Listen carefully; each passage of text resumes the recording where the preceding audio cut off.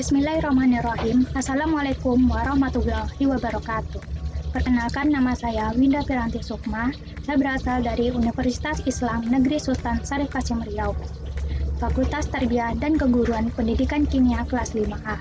Saya di sini akan mempresentasikan tentang tanah dan pemanfaatannya.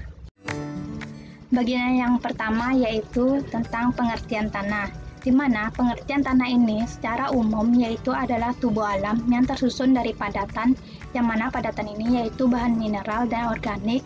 Yang kedua yaitu cairan dan gas yang terjadi di permukaan bumi, yang menempati suatu ruang dan dicirikan oleh dua hal berikut ini.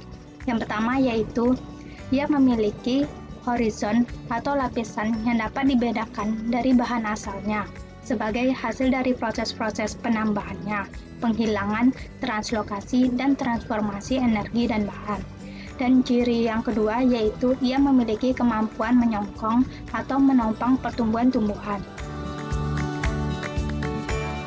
Sedangkan pengertian tanah secara menyeluruh yaitu tanah ini adalah lapisan dari permukaan bumi yang secara fisik, kimia, dan biologinya dan juga secara integrasi yaitu mampu menunjang produktivitas tanaman untuk menghasilkan suatu biomasa dan produksi baik tanaman, pangan, pakan, obat-obatan, industri, perkebunan maupun kehutanan.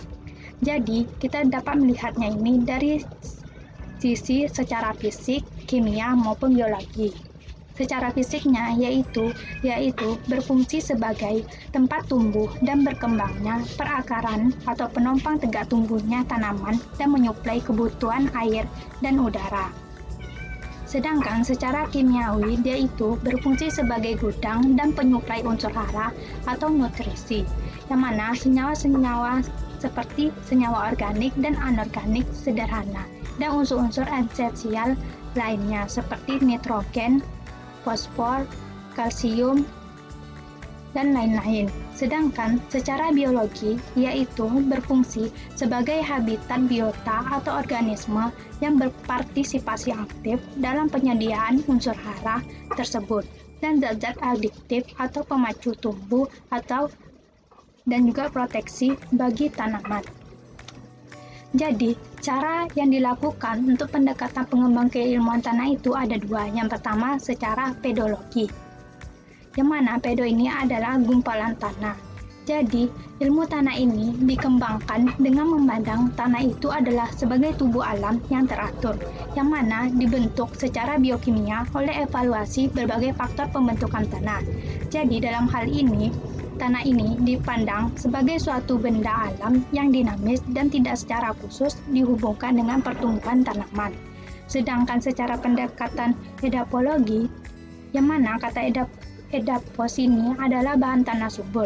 Jadi, pendekatan edapologi ini adalah ilmu tanah yang dikembangkan dengan memandang tanah itu sebagai media pertumbuhan tumbuhan, yang mana dalam edapologi ini yang dipelajarinya yaitu sifat-sifat tanah dan pengaruhnya terhadap pertumbuhan tanaman serta usaha-usaha yang diperlukan untuk dilakukan untuk memperbaiki sifat-sifat tanah tersebut seperti sifat fisik, kimia, dan biologinya.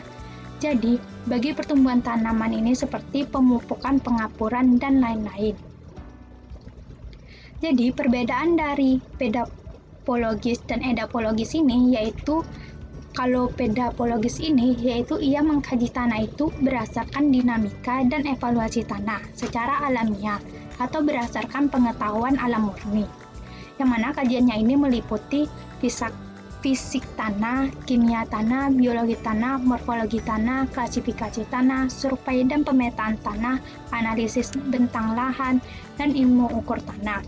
Sedangkan yang edapologisnya yaitu ia mengkaji tanah itu berdasarkan peranannya sebagai media tumbuh-tumbuhan tanaman. Jadi kajiannya ini meliputi kesuburan tanah, konservasi tanah dan air, akrohidrologi, pupuk dan pemupukan, ekologi tanah, dan bioteknologi tanah. Yang selanjutnya yaitu profil tanah. Profil tanah adalah suatu irisan vertikal tanah dari lapisan yang paling atas hingga ke bebatuan induk tanah atau disebut dengan rekolit. atau biasanya ini terdiri atas horizon O, A, B, C, dan R. Dan di mana horizon O dan A ini disebut sebagai lapisan tanah atas. Sedangkan untuk horizon A dan B ini disebut lapisan tanah bawah. Dan sedangkan untuk horizon B dan R atau D, ia disebut sebagai lapisan induk. Jadi, horizon adalah lapisan-lapisan tanah yang terbentuk karena hasil dari proses pembentukan tanah. Jadi, horizon-horizon yang menyusun profil tanah itu berturut-turut dapat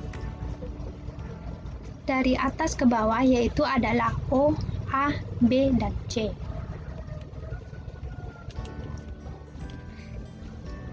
Jadi sini kita akan mengetahui apa sih itu horizon O, A, B, C, dan D. Horizon O adalah horizon organik yang terbentuk di atas lapisan tanah mineral. Horizon ini dapat ditemukan terutama pada tanah-tanah hutan yang belum terganggu. Sedangkan horizon A adalah horizon eluviasi, yaitu horizon yang mengalami pencucian, di mana horizon ini terdapat di permukaan tanah yang terdiri dari campuran bahan organik dan bahan mineral. Sedangkan horizon B adalah horizon iluviasi atau penimbunan dari bahan-bahan yang tercuci di atasnya, seperti Fe, Al, dan bahan organik. Sedangkan horizon C merupakan horizon bahan induk yang sedikit terlapuh, dan horizon D atau R merupakan batuan keras yang belum melapuh. Jadi, pembentukan horizon tanah itu ada 3. Yang pertama yaitu horizon organik, yang mana horizon organik adalah lapisan tanah yang paling atas yang kaya akan bahan organik. Horizon ini merupakan lapisan yang paling subur karena kaya akan bahan organiknya. Yang kedua yaitu horizon mineral, di mana ia ini terdiri atas 2 lapisan. Pada lapisan pertama, yaitu lapisan tanah yang sebagian besarnya itu mengandung mineral. Yang mana lapisan ini dicirikan berwarna gelap yang terdiri dari humus dan juga campuran partikel mineral. Dan juga campuran partikel mineral ini memiliki atau tanah ini memiliki struktur yang lemah dan warna bagiannya itu masih tersamar-samar. Dan kandungan mineralnya itu masih bercampur dengan bahan organik. Sedangkan pada lapisan yang kedua, yaitu adalah lapisan tanah yang banyak ditemukan mineral silikanya, seperti kuarsa SiO2. Yang ketiga yaitu regolit, di mana lapisan batuannya itu cukup besar yang terbentuk oleh pelapukan batuan induk, sedimentasi, dan sebagainya. Jadi, faktor-faktor pembentukan tanah yaitu ada 5. Di mana yang pertama yaitu bahan induk, yang kedua iklim, yang ketiga organisme, yang keempat timbulan, dan yang kelima waktu. Jadi bahan induk, faktor yang pertama yaitu bahan induk. Bahan induk ini dapat berasal dari batuan atau longgokan biomasa mati sebagai bahan mentahnya, yang berasal dari batuan ini, yang mana tanah yang berasal dari bahan batuan akan menghasilkan tanah mineral. Sedangkan yang berasal dari longgokan biomasa mati, dia akan menghasilkan tanah organik. Jadi, sifat bahan mentah atau bahan induk ini berpengaruh atas laju dan jalannya pembentukan tanah, baik susunan mineralnya maupun dari susunan jaringannya. Yang kedua yaitu faktor iklim, di mana iklim ini sangat berpengaruh langsung atas suhu tanah dan keairan tanah, serta berdaya pengaruh tidak langsung pula lewat vegetasi. Jadi, hujan dan angin dapat menimbulkan degradasi tanah karena pelindian dan erosi. Jadi, energi pancar dari matahari itu menentukan suhu badan pembentukan tanah dan juga tanah, dan dengan demikian juga dapat menentukan laju pelapukan bahan mineral dan dekomposisi serta humifikasi bahan organiknya. Dan faktor yang ketiga yaitu organisme hidup, di mana jasad hidup yang meliputi tumbuh-tumbuhan, hewan, dan manusia dapat mempengaruhi proses pembentukan tanah, di mana tumbuh-tumbuhan ini dapat mempengaruhinya yaitu melalui penyediaan bahan organik, penghindaran kerusakan tanah oleh erosi, mempengaruhi iklim mikro, dan sedangkan pengaruh hewan yaitu akibat karena aktivitas fauna tanah, seperti cacing tanah, rayap, yang mana ia itu dapat membantu pembentukan pori makro dan meso yang lebih banyak di dalam tanah. Sedangkan yang manusia yaitu yang melalui aktivitasnya itu dapat mempengaruhi proses pembentukan tanah seperti kegiatan pengolahan, pemupukan, penambahan bahan organik, dan pengairan. Nah, untuk faktor yang keempat yaitu timbulan, di mana timbulan ini merupakan faktor prasyarat yang mengendalikan proses faktor iklim dan organisme hidup, yang mana selanjutnya akan mengendalikan laju dan arah proses pembentukan tanah. Jadi, contohnya nih, dalam kawasan curah hujan yang sama, timbulan ini dapat menciptakan suatu keairan tapak yang dapat berbeda, di mana tapak yang berkedudukan lebih tinggi dan berlereng akan terjadi suasana yang lebih kering, karena letak air tanahnya itu lebih dalam, dan air yang lebih dalam tadi itu lari atau sebagainya aliran perkolasi dan aliran limpas. Sedangkan untuk tanah yang berkedudukannya lebih rendah yaitu kebalikannya tadi, yaitu terjadi suasana yang lebih basah karena letak air tanahnya itu dangkal, yang mana ini membatasi laju perkolasi dan air, sehingga ia cenderung mengumpul atau bahkan memperoleh aliran masuk dari tanah, dan juga dia tuh dapat memperoleh aliran masuk dari tanah sehingga kedudukannya itu lebih tinggi. Yang faktor yang kelima yaitu waktu. Waktu di sini bukan faktor penentu yang sebenarnya, karena waktu dimasukkan faktor karena itu merupakan suatu proses maju yang sejalanan dengan waktu. Jadi, karena tidak ada proses itu yang mulai dan selesai secara seketika. Jadi, tahap evaluasi yang dicapai tanah itu selalu bergantungan pada lama kerja berbagai faktor, yang mana ini disebabkan oleh intensitas faktor dan juga interaksinya,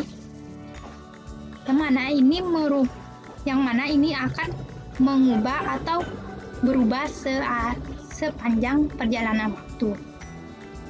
Jadi, tanah yang berhenti berubah sepanjang perjalanan waktunya ini, ia menandakan bahwa tanah tersebut telah mencapai kesetimbangan dengan lingkungannya. Jadi, tanah ini dapat kita katakan ia telah mencapai klimaksnya. Jadi, kalau keadaan lingkungannya ini berubah, maka proses tanah itu akan bekerja kembali untuk menuju proses klimaksnya atau pencapaian kesetimbangan baru.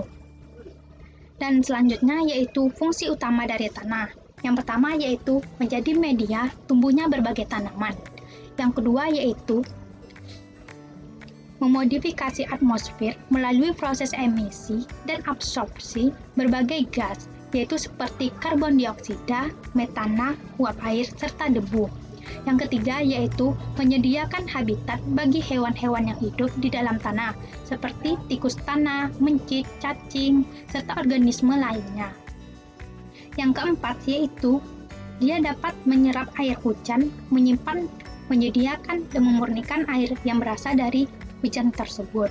Dan yang kelima yaitu dapat berfungsi sebagai memproses dan membaur ulang nutrien atau nutrisi termasuk karbon yang dapat digunakan kembali oleh makhluk hidup. Dan yang keenam yaitu dia menjadi media untuk dasar konstruksi bangunan serta menghancurkan sisa-sisa jasad makhluk hidup termasuk manusia. Dan yang ketujuh yaitu menjadi penyaring air bersih untuk dapat digunakan oleh manusia. Jadi, dapat kita simpulkan dari pembahasan di atas yaitu bahwa pengertian tanah adalah tubuh alam yang tersusun dari padatan, cairan, dan gas yang terjadi di permukaan bumi yang menempati suatu ruang dan dicirikan dengan memiliki horizon dan memiliki kemampuan untuk menyongkong pertumbuhan-tumbuhan. Jadi, cara untuk melakukan pendekatan pengembang keilmuan tanah yaitu ada dua, yaitu secara pendekatan pedologi, yaitu tanah ini dianggap sebagai tubuh alam yang teratur, dan yang kedua yaitu secara pendekatan edafologi, yaitu tanah ini dipandang sebagai media untuk pertumbuhan tumbuhan. Jadi, profil tanah adalah suatu irisan vertikal tanah dari lapisan yang paling atas hingga ke bebatuan induk tanah atau regolit, atau biasanya terjadi dari atas horizon O, H, B, C, dan R. Dan faktor-faktor pembentuk tanah yaitu ada bahan induk, iklim, organisme hidup, timbulan, dan waktu. Dan fungsi utama dari tanah yaitu sebagai media tumbuhnya berbagai tanaman, menyediakan habitat bagi hewan-hewan yang hidup di dalam tanah, menyerap air hujan, menyimpan, menyediakan, dan memurnikan air yang berasal dari hujan tersebut, memproses dan membaur ulang nutrien, termasuk karbon yang dapat digunakan kembali oleh makhluk hidup, dan menjadi media untuk dasar konstruksi bangunan, serta menghancurkan sisa-sisa jasad makhluk hidup, termasuk manusia, dan menjadi penyaring air bersih untuk dapat digunakan oleh manusia kembali. Baiklah, sekian dari hasil presentasi saya. Apabila ada kata-kata yang salah, saya mohon maaf. Wassalamualaikum warahmatullahi wabarakatuh.